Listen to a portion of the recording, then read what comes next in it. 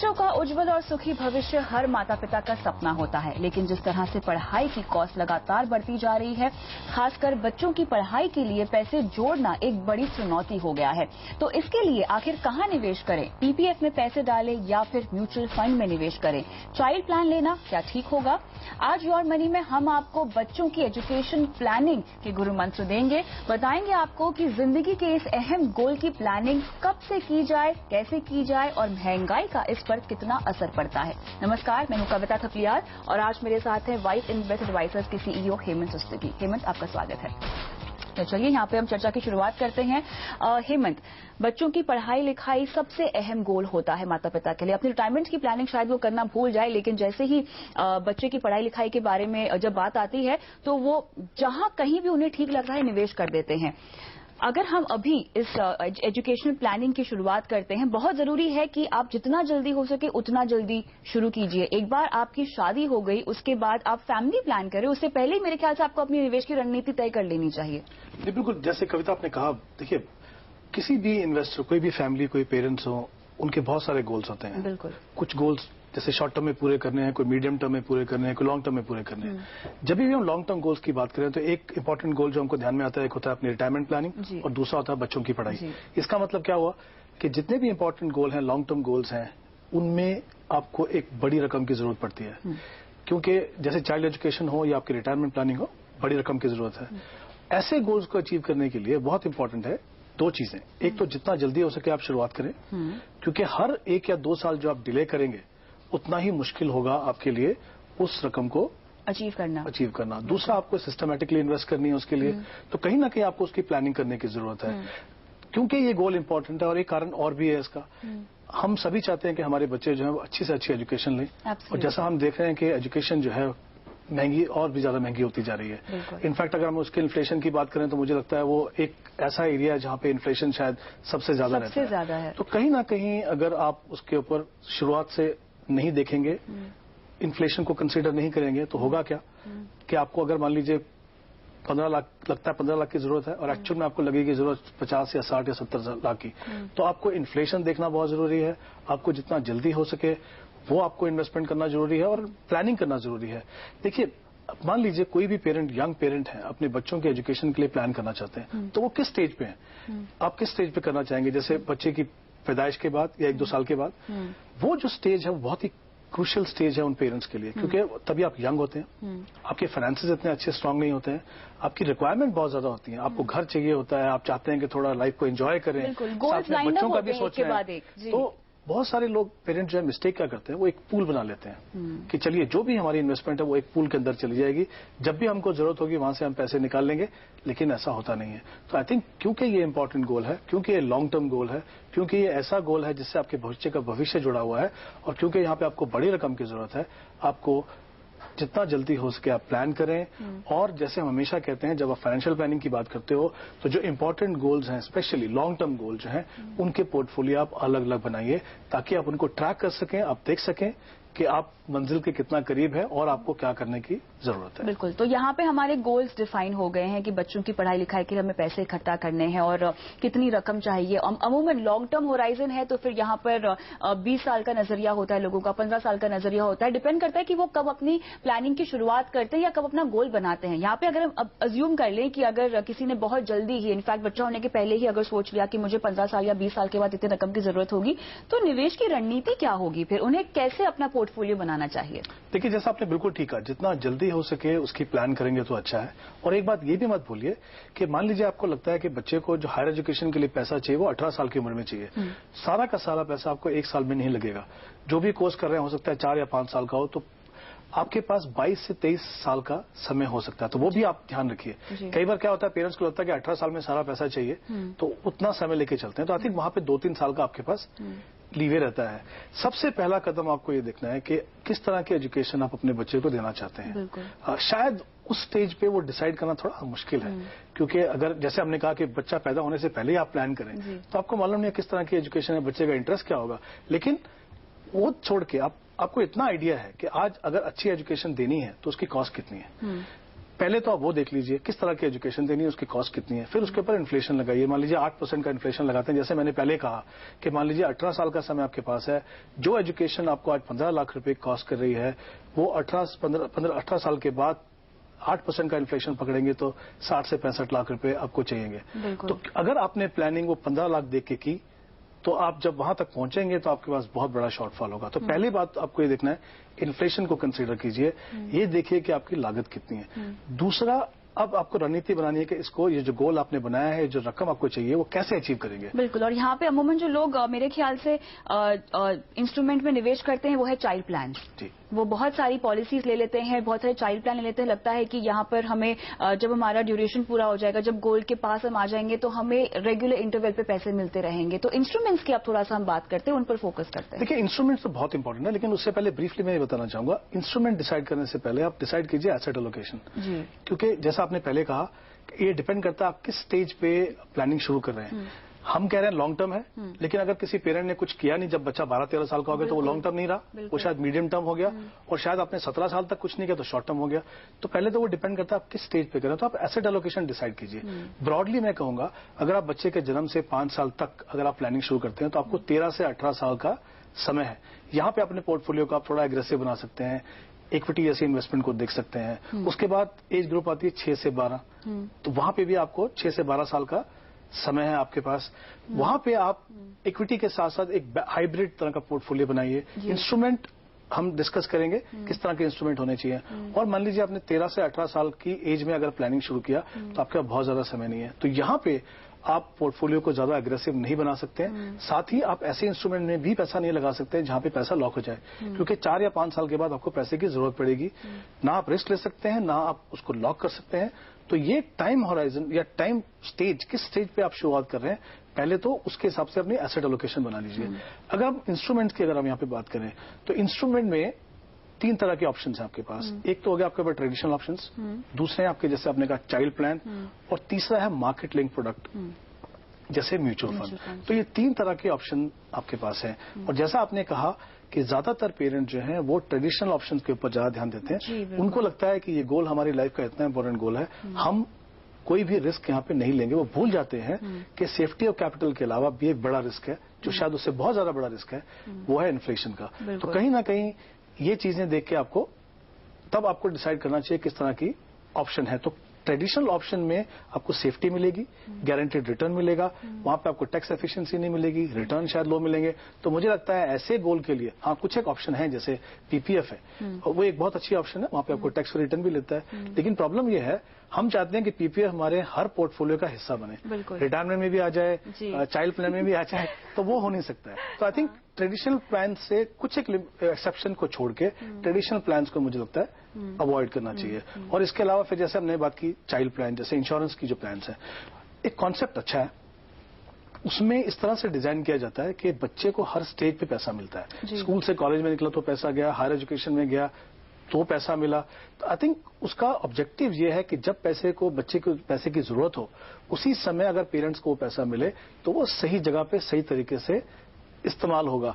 लेकिन वहां पे प्रॉब्लम क्या है, एक तो आपको जो रिटर्न मिलती है वो काफी लो मिलती है, और जो कवर आप चाहते हैं, चाइल्ड प्लान आप क्यों लेते हैं? लोग इसलिए लेते हैं कि पेरेंट्स बोलते हैं अगर हमें कुछ हो गया तो हमारे बच्चे की जो है पढ़ाई किसी तरह से हर्जा नहीं होना चाहिए, वो पूरी होनी चाहिए।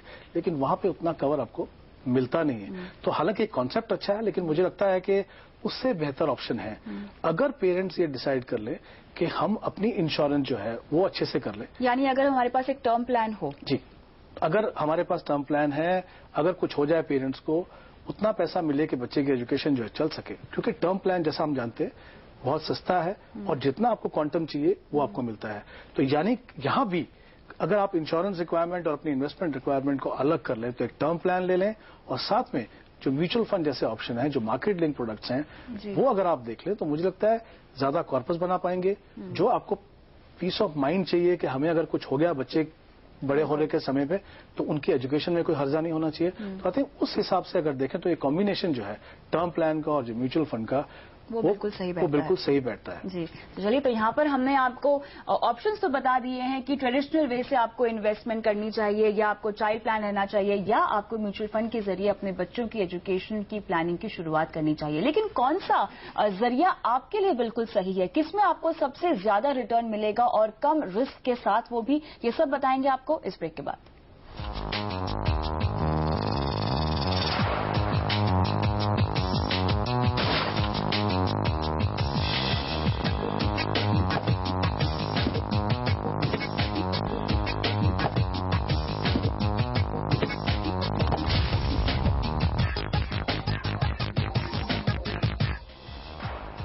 आज योर मनी में हम कर रहे हैं बच्चों की एजुकेशनल प्लानिंग। अब तक हमने चर्चा की है अर्ली प्लानिंग के महत्व पर, लेकिन बच्चे की पढ़ाई हो या शादी, इसके लिए कहां, कब और कैसे निवेश करना है, इसकी सही स्ट्रैटेजी बनाना बहुत जरूरी है। यहाँ राशि माहेश्वरी हमें बता रही हैं कि कैसे बच्चे की उम्र को ध्यान में रखकर कैसे प्लानिंग पर ध्यान देना चाहिए। राशि, ओवर टू यू।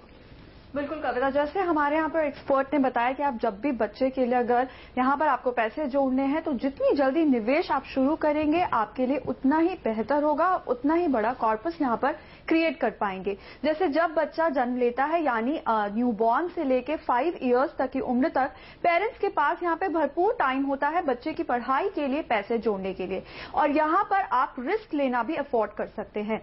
तो इस समय इक्विटी फंड में पैसे लगाना एक सही स्ट्रैटेजी होगी, चाहे लमसम या फिर एसआईपी के जरिए, लेकिन इक्विटी म्यूचुअल फंड के जरिए यहाँ पर निवेश करें और फिर धीरे धीरे आप समय के मुताबिक यहाँ पर इन्वेस्टमेंट की रकम को बढ़ा सकते हैं। अब जब बच्चे की उम्र 6 से 12 साल के बीच यहाँ पर आती है तो यहाँ भी आप अग्रेसिव इन्वेस्टमेंट ऑप्शन जैसे इक्विटी में निवेश को जारी रख सकते हैं, लेकिन इस दौरान आप बैलेंस पोर्टफोलियो बनाने की कोशिश करें जिसमें इक्विटी के लिए कम से कम 50 से 60% जगह हो और डेट के लिए 40% निवेश यहाँ पर डेट फंड में जरूर हो, क्योंकि जैसे जैसे बच्चे की उम्र बढ़ती है जरूरी है कि वॉलेटाइल इन्वेस्टमेंट ऑप्शन से आप निवेश कम करके लेस रिस्की इन्वेस्टमेंट ऑप्शन जो होते हैं आप उनको चुनें। इसलिए इस स्टेज पर बैलेंस पोर्टफोलियो की रणनीति यहां पर अपनाएं। अब जब बच्चा 13 से 18 साल तक की उम्र के बीच में आता है, यहां पर एक क्रूशल निवेश की स्ट्रैटेजी अपनाना बहुत जरूरी हो जाता है। इस दौरान आप डेट फंड में अपने इन्वेस्टमेंट को पूरी तरह शिफ्ट करें, क्योंकि यहां रिस्क भी कम होता है और लिक्विडिटी का फायदा भी आपको मिलता है।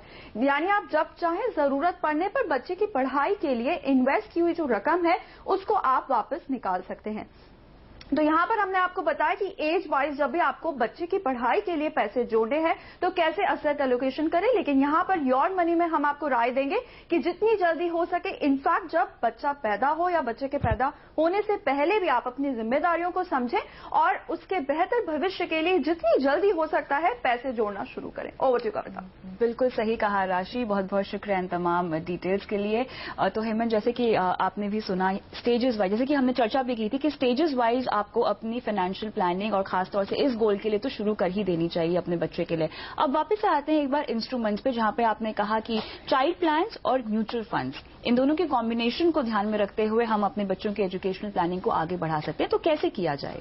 देखिए, म्यूचुअल फंड इसलिए इंपॉर्टेंट है क्योंकि जैसा मैंने कहा कि मार्केट लिंक प्रोडक्ट है और डिफरेंट एसेट क्लासेस में आप इन्वेस्ट कर सकते हैं। तो यानी आप जैसे asset allocation point of view से आप चाहते हैं कि पोर्टफोलियो का कुछ हिस्सा इक्विटी में जाए, कुछ डेट में जाए, कुछ गोल्ड में जाए। म्यूचुअल फंड में खासियत यह है, ज्यादातर जो फंड होते हैं वो ओपन एंडेड फंड है, यानी कहीं ना कहीं अगर आप बाकी जो ऑप्शंस हैं उनसे कंपेयर करें ट्रेडिशनल या जो चाइल्ड प्लान है, यहाँ पे फ्लेक्सिबिलिटी ज्यादा है।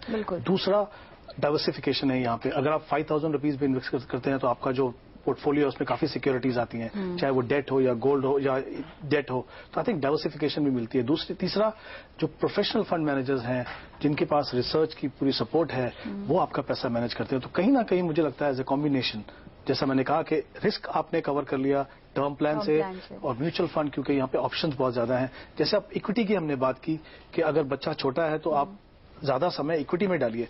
अब इक्विटी हम जानते हैं कि काफी एग्रेसिव एसेट क्लास है, जरूरी नहीं है कि वहां पे हमें सेक्टर फंड या मिड कैप फंड जैसे फंड में डालना है। कहीं ना कहीं आप फंड आपको ऐसी ऑप्शन देते हैं जैसे इंडेक्स फंड हो सकते हैं या आपके पास लार्ज कैप फंड हो सकते हैं या आपके मल्टी कैप फंड हो सकते हैं, उन फंड से शुरुआत कीजिए। जैसे कुछ एक फंड अगर आप इक्विटी में देखें तो जैसे ICICI focus blue chip fund है, प्योर लार्ज कैप फंड है, ये Birla Sun Life frontline equity fund है, रिलायंस इक्विटी अपॉर्चुनिटी फंड है। इस तरह के जो फंड है ये देखिए जिनका लॉन्ग टर्म ट्रैक रिकॉर्ड है और साथ ही आपको वेल डाइवर्सिफाइड पोर्टफोलियो देते हैं। और एक सबसे बड़ी इंपॉर्टेंट यहाँ पे बात यह है कि यहाँ पे आप, क्योंकि ओपन एंडेड फंड है, आप एसआईपी के जरिए इन्वेस्ट कर सकते हैं, यानी आप छोटी छोटी रकम से बड़ी रकम बना सकते हैं। यहाँ पे आपके पास वो फ्लेक्सिबिलिटी है, जैसे जैसे आपकी इनकम बढ़े वो पैसा आप वहां पे बढ़ा सकते हो। तो ये तो ऑप्शन होगी आपके पास इक्विटी, और ऐसे ही डेट फंड है, शॉर्ट टर्म डेट फंड है या लॉन्ग टर्म डेट फंड है, वो आपके पास ऑप्शन है यहाँ पे। अगर आप चाहते हैं कि आपका पोर्टफोलियो एक्टिवली मैनेज नहीं कर सकते हैं आपको लगता है कि आपके लिए मुश्किल है, तो आप यहाँ पे म्यूचुअल फंड की जो चाइल्ड प्लान्स है वो भी ले सकते हैं। ये जो है बेसिकली एक हाइब्रिड फंड है। कुछ एक फंड ऐसे हैं जहां पे इक्विटी ओरिएंटेड हाइब्रिड फंड है, यानी 60 से 70% जो है वो इक्विटी में जाता है, बाकी डेट में जाता है। और कुछ एक है जो डेट ओरिएंटेड हाइब्रिड फंड है, जहां पे ज्यादा पैसा 60 से 70% जो है वो डेट में जाता है और बाकी पैसा इक्विटी में जाता है। तो आपके पास इस तरह की ऑप्शंस हैं, और ये सारे के सारे क्योंकि ओपन एंडेड फंड हैं, जैसा मैंने पहले कहा, वो फ्लेक्सिबिलिटी आपके पास है। समय रहते आप चाहें, और एक चीज हमेशा ध्यान रखिए कि जिस फंड से शुरुआत करें उसको मॉनिटरिंग कीजिए। ऐसा नहीं है कि 20 साल तक आपको वही फंड में बने रहना है, मॉनिटरिंग करते रहिए। और जैसा राशि ने भी बताया, जब आप अपने लक्ष्य के नजदीक पहुंचे तो धीरे धीरे अपनी एसेट क्लासेस को बदलते रहिए, उसको सेफली बनाइए, ताकि जो भी आपने गेन एक्यूमुलेट किए हैं उसको आप प्रोटेक्ट कर सकें। बिल्कुल। तो हेमंत, सार यही निकल कर आता है इस चर्चा में से कि जो माँ बाप के लिए सबसे बड़ा कंसर्न है एजुकेशन इन्फ्लेशन का, उसको बीट करने के लिए आपके पास एक इन्वेस्टमेंट रोड मैप है। ऐसा नहीं है कि अगर पढ़ाई लिखाई महंगी हो गई है तो आप बच्चों को अच्छी एजुकेशन नहीं दे पाएंगे। आपको बस करना इतना है कि आपकी इन्वेस्टमेंट बिल्कुल सही समय पर आपको शुरू करनी है और सही एसेट एलोकेशन के जरिए आपको अपना ये गोल पूरा करना है। तो फिलहाल एजुकेशन प्लानिंग पर इतना ही, लेकिन फिलहाल वक्त है ब्रेक का, और ब्रेक के बाद हम शुरू करेंगे सवाल जवाब का सिलसिला। बने रहिए हमारे साथ।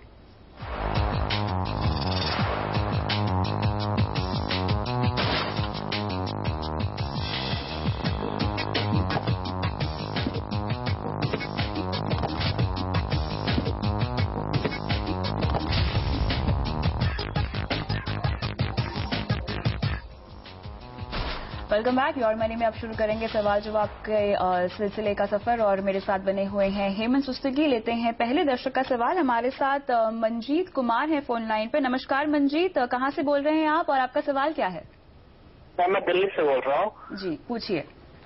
तो जैसे कि हमने एक पॉलिसी ले रखा हूँ बिरला सनलाइफ की विजन प्लान, तो मैं ये जैसे कि इसमें 10 लाख का सम एश्योर्ड है और इसमें मुझे 35 साल तक मुझे इसमें जो है प्रीमियम पेड करना पड़ेगा। और 36वें साल में जो हमें बताया गया है कि 22 लाख रुपया गारंटेड, और उसके बाद जो बोनस होता है उसका वो पैसे आपको मिलेगा। और उसका ये पॉलिसी 100 ईयर तक लाइफ कवर करेगी। और उसके बाद हमने कुछ म्यूचुअल फंड में इन्वेस्ट कर रखे हैं, जैसे कि उसके बाद फिर मैं रिलायंस मैगोल्ड प्लान भी ले रखा हूँ, उसमें 2000 रुपये इन्वेस्ट करते हैं। तो यही पूछना कि हमारा पोर्टफोलियो कैसे आ रहा है, अगर मैं इसको कंटिन्यू अगर 15-20 साल तक करूं तो कितना फंड हम जुटा पाएंगे इससे? ठीक है मंजीत, आपसे सवाल मुझे ये पूछना है कि आपने जो पोर्टफोलियो बनाया है, किसी से पूछकर बनाया है, किसी राय मशवरे के साथ, कोई कंसल्टेंट की हेल्प लेके आपने पोर्टफोलियो बनाया है, या खुद ही आपने रिसर्च करके इन तमाम फंड्स में निवेश किया है? तो मैंने एक्चुअली पहले तो खुद अपना रिसर्च किया, उसके बाद हमने बजाज कैपिटल का जो एडवाइजर होता है ना, मैं उनसे उनको बुलाया था, उनसे भी पूछा था, तो उन्होंने मुझे एडवाइस किया था कि नहीं सही है ये फंड। ठीक है। और जो गोल है आपका कोई खास, आप कह रहे हैं अब 20-25 साल के बाद आपको कितना आप जमा कर पाएंगे वो जानना है, लेकिन कोई खास मकसद से आपने ये निवेश किया है, कोई खास गोल? जैसे कि हमने अपना रिटायरमेंट के लिए तो हमने वो पॉलिसी एक तरह से ले रखा है कि उसका मतलब मुझे 50,000 रुपये जरूर मिलेगा इस पॉलिसी से रिटायरमेंट। और म्यूचुअल फंड का निवेश जो है वो किस उद्देश्य से है? ये सब जैसे कि बच्चे की पढ़ाई हो गया और कुछ अभी तो मेरा एक बेबी बोर्न हुआ है, जैसे कि लड़का है, तो उसके पढ़ाई अभी तो बोर्न नहीं हुआ है, तो मैं जो ये सब पैसे उसके काम आ रहे हैं। उसके बाद हमने पीपीएफ में जैसे कि हमने 5 साल में 1 लाख रुपया डाल दिया, उसके बाद में मंथली 1000 रुपये देते हैं। ठीक है मंजीत, यहाँ पे आपकी फाइनेंशियल प्लानिंग की शुरुआत करते हैं। तो हेमंत, जैसे कि हम इनका पोर्टफोलियो देख भी रहे थे, आपने कहा था काफी एग्रेसिव पोर्टफोलियो है, और खास तौर से जो एसबीआई फार्मा और आईसीआईसीआई एफएमसीजी के जो फंड है, जो कि सेक्टोरियल फंड्स हैं, ये भी इन्होंने अपने पोर्टफोलियो में शामिल किए हुए हैं। ओवरऑल आपका टेक क्या है इन्होंने जो फंड सिलेक्ट किए हैं अपने लिए? देखिए, सबसे पहले तो मैं कहूंगा कि इन्होंने जो अप्रोच चुनी है इन्वेस्टमेंट करने की एसआईपी के द्वारा, वो बिल्कुल सही है। किसी भी इन्वेस्टर को जब आपको मालूम हो कि आपके पास समय कितना है, जैसे उन्होंने कहा 20 से 25 साल है, उतने लंबे समय के लिए, जैसा हमेशा कहते हैं, आपको ऐसी एसेट क्लास में इन्वेस्ट करना है जहां पे आप इन्फ्लेशन को बीट कर सकें। तो जरिया बिल्कुल सही है, स्ट्रैटेजी बिल्कुल सही है, एसआईपी के द्वारा इन्वेस्ट कर रहे हैं और प्रीडोमिनेंटली जो है इक्विटी फंड में इन्वेस्ट कर रहे हैं। तो आई थिंक वहां तक जो है वो बिल्कुल ठीक है। तो पहले मैं इनका जवाब दे दूं, उन्होंने कहा कि अगर ये कॉर्पस कितना बना पाएंगे, अगर ये अपना प्रोसेस 25 साल तक कंटिन्यू करते हैं और अगर हम ये 12% का एनुअलाइज रिटर्न मान के चलें, तो करीब 1 करोड़ 18 लाख के करीब कॉर्पस ये अपना बना पाएंगे अगर ये 25 साल तक कंटिन्यू करें। तो मैं यहाँ पे ये मैं कह दूं कि 25 साल का समय काफी लंबा होता है। बहुत बार इन्वेस्टर्स को टेम्पटेशन होती है, घबराहट होती है। तो आई थिंक इंपॉर्टेंट है इनके लिए कि इन्होंने जो प्रोसेस शुरू किया है वो 25 साल तक उसको कंटिन्यू करें। जहां तक इनके फंड्स की बात है, एसेट क्लास बिल्कुल सही चुनी है, फंड्स काफी एग्रेसिव है। 2 सेक्टर फंड है जैसा आपने कहा, 2 मिड कैप फंड्स हैं। तो कहीं ना कहीं हमें ये समझना है कि हमें सिर्फ पिछले 1 या 2 साल की परफॉर्मेंस देख के डिसाइड नहीं करना है। हम ये ना भूलें कि इक्विटी जो है एक एग्रेसिव एसेट क्लास है। इन जो फंड्स हैं इनकी मॉनिटरिंग, स्पेशली जो सेक्टरल फंड्स हैं, क्योंकि सिक्लिकल होते हैं, इनकी मॉनिटरिंग अलग होती है। तो हालांकि परफॉर्मेंस इनकी, मैं ये नहीं कह रहा कि परफॉर्मेंस इनकी अच्छी नहीं होगी, परफॉर्मेंस अच्छी होगी, लेकिन इरेटिक हो सकती है, वॉलेटाइल ज्यादा हो सकती है। ऐसे इन्वेस्टर के लिए जो कॉर्पस बनाना चाहते हैं, ऐसे फंड मुझे लगता है वो ठीक नहीं है। दूसरी बात, 5000 के एसआईपी के लिए 5 फंड है। कोई जरूरी नहीं है उनके पास 5 फंड होने की। तो मुझे लगता है उनको सिर्फ 3 फंड रखने चाहिए यहाँ पे। जैसे इनके पास रिलायंस इक्विटी अपॉर्चुनिटी फंड है, वहां पे 2000 कर लें। बिरला सन फ्रंटलाइन इक्विटी है, वहां पे 2000 कर लें। और एक नया फंड मैं इनको रिकमेंड कर रहा हूँ, ऐसे फोकस ब्लू चिप, वहां पे 2000 कर लें। गोल्ड फंड में इनके 2000 पे इन्वेस्ट हो रहे हैं, मुझे लगता है वहां पे इनको कम करके 1000 पे करने चाहिए। तो इस तरह से ये अपनी एलोकेशन कर लें। इंपॉर्टेंट चीज यहाँ पे ये है, टाइम होराइजन इनके पास है। गोल्ड जिन्होंने कहा है ब्रॉडली इन्होंने कुछ डिफाइन नहीं किया। जी, जैसा मैं पहले शो में कह रहा था, गलती हम क्या करते हैं, पूल बना लेते हैं और वहां से चाहते हैं कि जब भी हमको जरूरत पड़े वो निकाल लें।